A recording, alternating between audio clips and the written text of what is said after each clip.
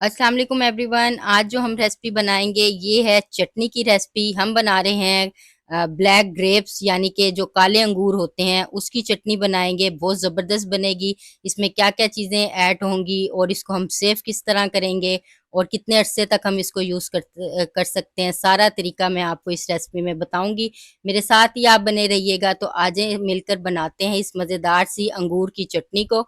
तो इसके अंदर जो जो चीज़ें जाएंगी वो सब मैं आपको बताऊंगी। तो स्टार्ट करते हैं। बिस्मिल्लाहिर्रहमानिर्रहीम। हम ले लेंगे ये 1 kg ब्लैक ग्रेप्स। इनको अच्छी तरह से नमक वाले पानी से धो लेंगे ताकि जो इसमें जम्स हैं और कीड़े वगैरह कोई भी चीज़ हो ऐसी वो सारी रिमूव हो जाए। अब एक बाउल ले लेंगे। इसके अंदर हम 1 बाय 1 करके ये तमाम जो ग्रेप्स हैं इनको टहनियों से अलग कर लेंगे। इस तरह से ये देखिए मैंने तमाम जो ग्रेप्स हैं इनको अलग कर लिया। चंद इसमें ग्रीन ग्रेप्स भी हैं, ये भी हम ऐड कर देंगे। अब हम ले लेंगे एक पतीली, उसके अंदर हम ये ग्रेप्स ऐड कर देंगे। बिस्मिल्लाहिर्रहमानिर्रहीम। ये मैंने तमाम डाल दिए हैं। अब हम इसमें पानी डालेंगे, तकरीबन 3 गिलास के करीब पानी डालकर इसको हम कवर करके 10 मिनट के लिए बॉयल होने के लिए रख देंगे। तो एवरीवन ये देखिए अब हम देखते हैं ये बॉयल होना स्टार्ट हो गए हैं। इसके छिलके हैं ये भी सॉफ्ट होना शुरू हो गए हैं। तो इसको मज़ीद कुछ टाइम के लिए बॉयल होने के लिए रख देते हैं। तो ये देखिए अब हम इसको चेक कर लेते हैं इसके छिलका कितना सॉफ्ट हुआ है या नहीं हुआ।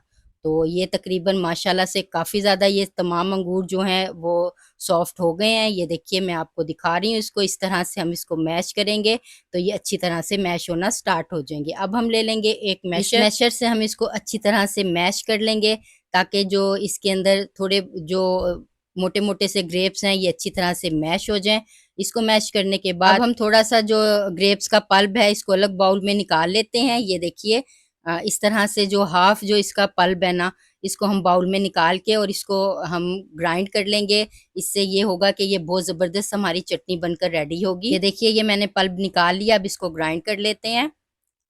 अब मैंने इसको ग्राइंड कर लिया। अब इसमें ऐड कर देंगे। ऐड करने के बाद इसको हम अच्छी तरह से एक दफ़ा और मैशर से मैश करके इसको थोड़ी सी हाई फ्लेम के ऊपर हम इसको पका लेंगे 2 से 3 मिनट के लिए। 2 से 3 मिनट के बाद पकाने के बाद हम इसमें जो स्पाइसेस ऐड करेंगे वो भी आपको बता देते हैं। सबसे पहले इसके अंदर ऐड कर देंगे पिसा हुआ ज़ीरा half teaspoon, chilli flakes half teaspoon add करेंगे। इसमें ब्लैक सॉल्ट जो है 3 पिंच ऐड कर देंगे इसके अंदर।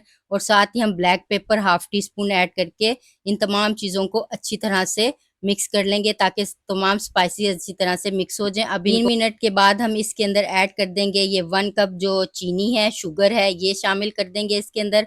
और हाफ कप मैंने शक्कर ली है।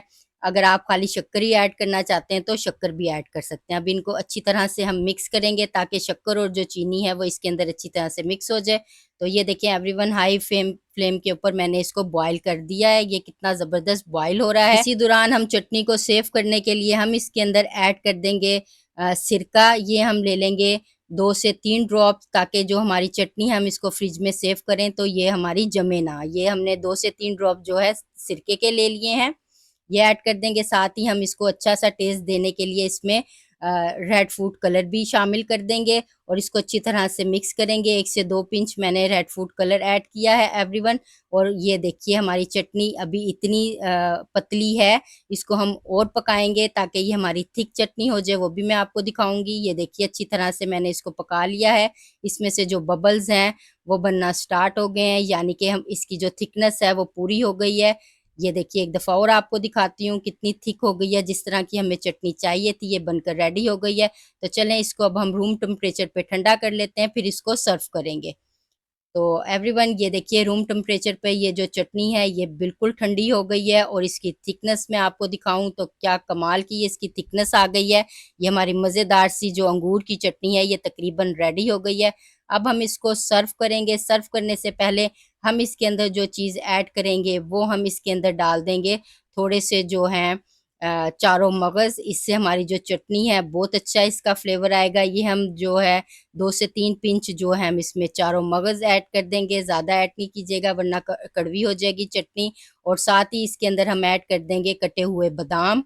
یہ بھی بہت اچھا فلیور دیں گے. آپ ڈالنا چاہتے ہیں تو آپ ڈال سکتے ہیں ورنہ اسکپ بھی کر سکتے ہیں. اور کوکونٹ پاؤڈر ہے یہ ½ ٹی اسپون ہے, اگر آپ ڈالنا چاہتے ہیں تو ڈال سکتے ہیں. میں نے یہ اس میں ڈال دیا ہے. اب ان تمام چیزوں کو اچھی طرح سے مکس کریں گے. مکس کرنے کے بعد اب ہم نے یہ ایوری ون ایک جار لے لیا ہے. اس کے اندر ہم یہ جو اپنی جو چٹنی ہے اس کو سیو کر لیں گے تقریباً 1 منتھ کے لیے. اس طرح سے ہم اس کے اندر جو چٹنی ہے تمام ڈال لیں گے تاکہ ہمارے یہ سیف ہو جائے اچھے طریقے سے. یہ دیکھیے کہیں گرے گی بھی نہیں اور آرام سے یہ ہماری جو ہے چٹنی ایزیلی اندر جار میں چلی جائے گی. ایوری ون یہ دیکھیے, اور یہ ہماری جو ہے جار کے اندر ہم نے چٹنی کو ایڈ کر دیا ہے. کتنی زبردست ہماری یہ چٹنی لگ رہی ہے. اس کو اب ہم سائڈ پہ رکھتے ہیں. اب ہم ایک لے لیتے ہیں باؤل چھوٹا والا, اس کے اندر جو باقی کی چٹنی ہماری بچی ہے وہ ہم اس میں ایڈ کر دیتے ہیں. یہ دیکھیں ماشاءاللہ سے یہ ہم تمام چٹنی اس کے اندر ڈال دیں گے. اور اس کو اچھا خوبصورت سا زبردست سا دکھانے کے لیے ایوری ون اس کے اندر ہم ایڈ کر دیں گے تھوڑے سے چاروں مغز اوپر سے ہم ڈال دیں گے, اور تھوڑے سے بادام اس کو گارنش کر دیں گے اس کے اوپر.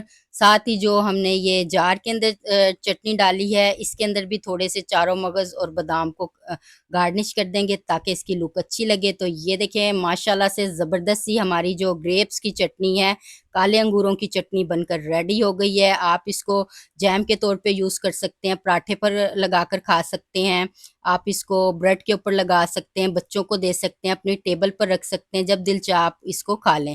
تو چلیں اب میں آپ کو اس کو ٹیسٹ کر کے دکھاتی ہوں یہ کیسی بنی. بسم اللہ الرحمن الرحیم. بہت مزیدار, بہت ٹیسٹی. ایوری ون آپ یہ چٹنی بنا کے اپنے گھر میں رکھیں, ٹیبل کے اوپر رکھیں, سیو کر کے رکھیں. اور سیو کر کے رکھنے کا طریقہ بھی میں آپ کو بتا دیتی ہوں. اس کو آپ کور کر کے 1 مہینے کے لیے فریج میں رکھ سکتے ہیں اور یہ بالکل سیف رہے گی. جب آپ کا دل چاہا آپ نے اس کو نکالا اور آپ نے کھا لیا. آئی ہوپ آپ کو یہ میری ریسپی اچھی لگی ہوگی. اس کا فیڈ بیک آپ مجھے ضرور دیجیے گا. میرے چینل کو لائک کیجیے گا, شیئر کیجیے گا اور سبسکرائب کیجیے گا. اگلی مزیدار سی اچھی سی ریسپی کے ساتھ پھر آپ کی خدمت میں حاضر ہوں گی. جب تک کے لیے آپ مجھے اجازت دیجیے. اللہ حافظ.